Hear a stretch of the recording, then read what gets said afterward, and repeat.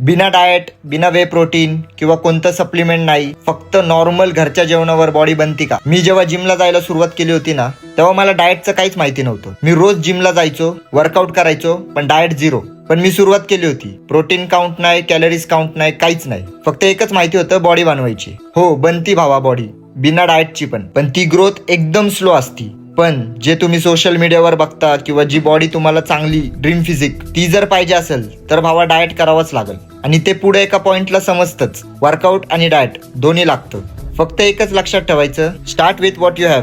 जे तुमच्याकडे आहे तिथून सुरुवात करा. घरचं जेवण असेल, भाकरी असेल, डाळ, जे भेटेल ते मजबूत खावा आणि जिमला जावा आणि कन्सिस्टन्सी ठेवा. आणि जसं जसं तुम्हाला नॉलेज येईल ते इम्प्रूव्हमेंट ऑटोमॅटिक होती आणि बॉडी पण ग्रो होती.